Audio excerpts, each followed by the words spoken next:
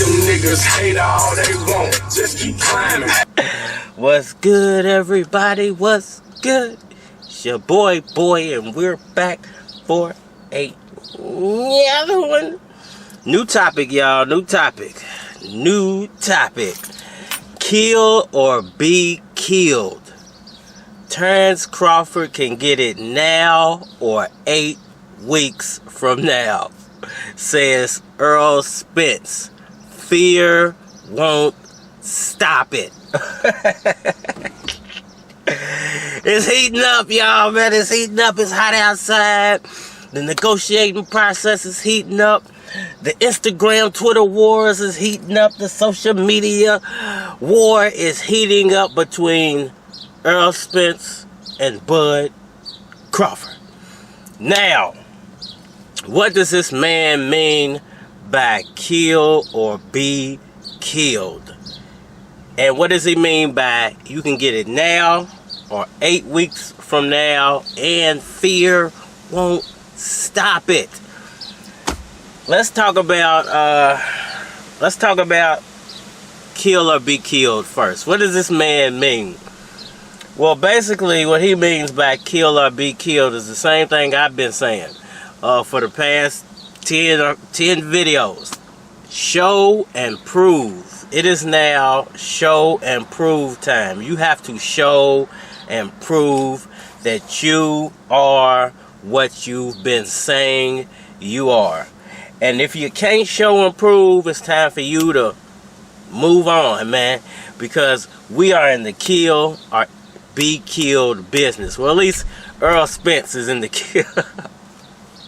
I'm not in the boxing ring, so I can't say we. Errol Spence is in the kill or be killed business. He wants that title belt, man. He wants that unification fight. He's not in fear of it. He's not backing out of it. He's not the one not signing the fight. He sent you the contract you've been wanting. No, you're not getting the price that you want because you're not worth it. You can't sell your own fight. You have no history of being able to produce the numbers to be asking for a specific amount of money. You have no history of producing the numbers, whether it's gate or it's pay-per-view sales, to be asking for a specific amount of money. You can only be offered what you are offered. And if you refuse to take that offer, that means that you are not what you said you are. You are not in the business of handling business. You are basically afraid of this man. You are fearful that you're going to lose your title belt. Your fans are going to leave you behind, and that next year you will be irrelevant. And you'll be relegated to what people call a gatekeeper, or you'll have to go back down to 140 and start over. And basically what he means by kill or be killed is just what I said. Show and prove. Put up or shut up, make it happen, or go away.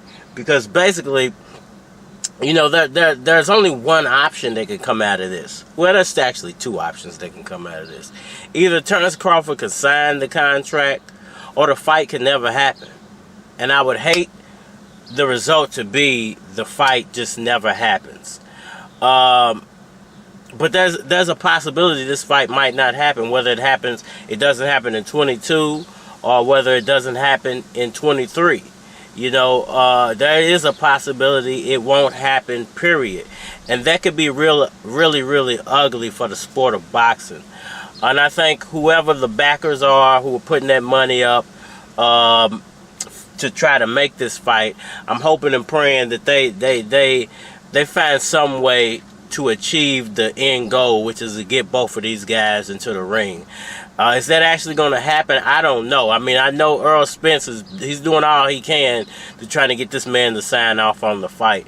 And I'm pretty sure Crawford fans are still going to lean on the fact it's just not enough money. But at this point, the only thing you've shown and proven is the fact you can't sell a fight on your own, and that you can't produce the pay-per-view numbers to make you worth what you think you're worth. Bob Arum didn't lie to you. Bob Arum basically told you the truth. Bob Arum overpaid you, and you left the guy who was spoon-feeding you, which was a horrible, horrible, horrible idea. Now, what does this man mean by we can do it today or we can do it 8 weeks from now? Obviously, something's been said to Errol Spence, either from Terence Crawford or Team Crawford, regarding the fight. Whether he wants to sign it, I'm pretty sure Errol wants to sign it immediately. Perhaps Terence Crawford's team wants 8 weeks to prepare themselves.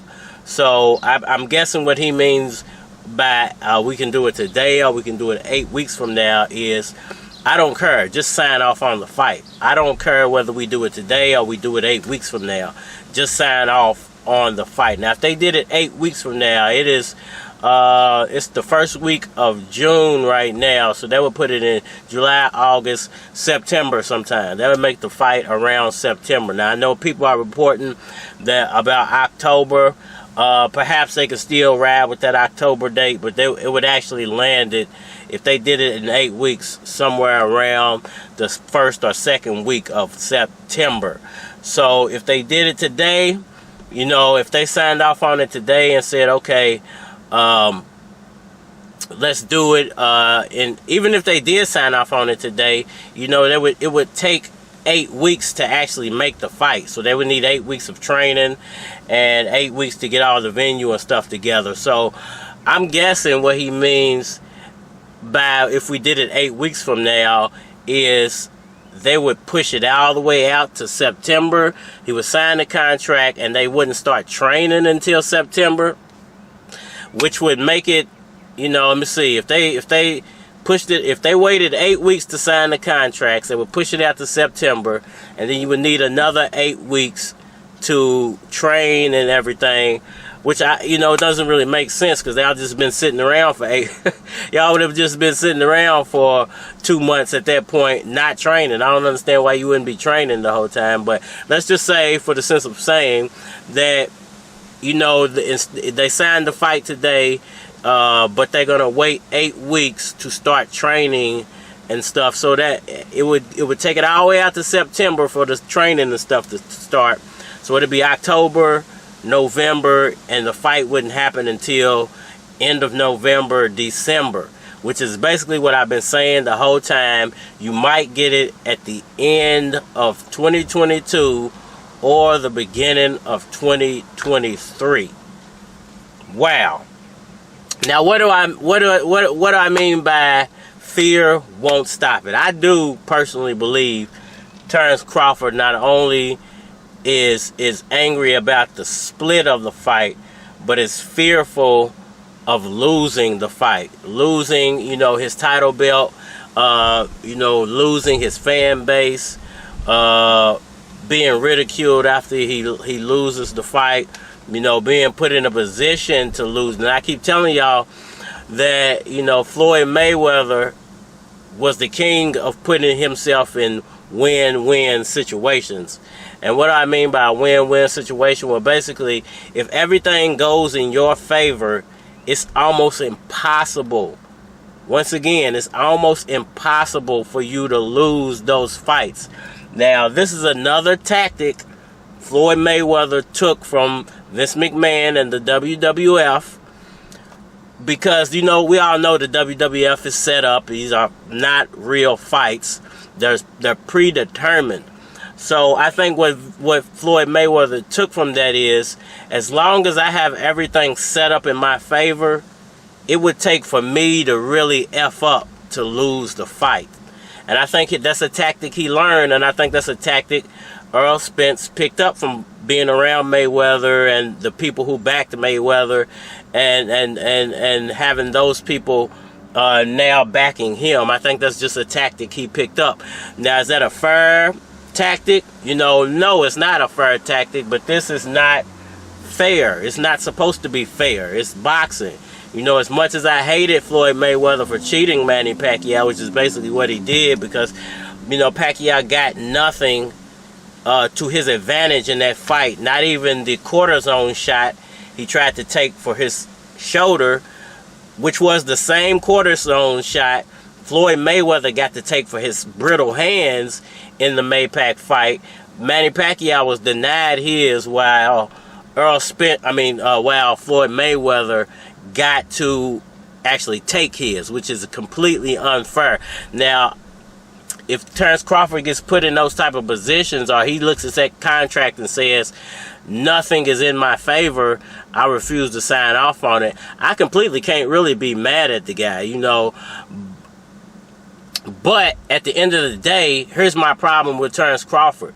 Is his fans, and not only his fans, but him and his promoter have built him up, his former promoter, built him up as this unbeatable, you know, king of the ring, pound for pound, can beat anybody, can beat 2 or 3 fighters on the same night fighter. And when you build yourself up to such a high level, and you give yourself so much hype, then nobody has any type of remorse for you when you get put in a lose-lose situation. You know, I really don't have any remorse for you, because you hyped yourself up into this position. You know, if you've built yourself up into this unbeatable machine, why would you think Errol Spence is going to give you any leeway in that fight? You know, I kind of feel like Terence Crawford got pushed into that, and that's why he kind of left Bob Arum. Because if you look at that last fight, when Bob Arum said he said he'll beat Spence and somebody else in the same night, and Terence Crawford kind of looked at him like, whoa, what? Whoa. I think he realized at that moment what Bob Arum was doing and how bad Bob Arum was making him look. And here comes my lucky train again. But at the end of the day, I can't feel sorry for him now that Spence has everything going in his favor. You know, it's up to Spence at this point to say, well, I can bend on this, and the third. And I would say he's stupid if he bends on anything, because he needs to put himself in the position to win the fight. And now that he has the 3 title belts that he has, and Terence Crawford didn't try to put himself in a position to even up the title belt score to make the fight a little more negotiable on his part, I don't even feel sorry for the guy. So you got to accept what you can accept for this fight. You know, kill or be killed. Get in the ring, show and prove, kill or be killed. You know, we can do it now, we can do it 8 weeks from now, because fear will not stop the inevitable. This fight is going to happen whether he likes it or not, whether he gets the purse split he wants or not, because his only other option is to drop that title belt. Spence is going to stay at his neck until he either signs off or drops his title belt and moves to 154. Now, if he decides to do that, if he decides to move to 154, oh boy, what a bag of worms he will open up for not only himself, his fan base, but he's going to get chewed apart when it comes to anybody else he ever tries to match up with in the negotiating process. And they're never going to give him any kind of leeway, and he'll most likely get beat by a bunch of people he shouldn't have been in the ring with in the first place. So let me know what y'all think about that, man. What Errol Spence had to say. You know, kill or be killed. We can do it now, 8 weeks from now. Fear will not stop this fight. It's your boy Cardinal Bud Crawford, if you're nasty. Hit me up on all social media platforms, Instagram, Facebook, YouTube's. Definitely holler at me on YouTube, because that's the place where I mainly respond to comments. So you're more than likely to get a response out of me on YouTube than anywhere else. I think that's it for now. It's your boy Cardinal Red, my man, and we are out of here. Painting in the backwood look like a Swisher perfect.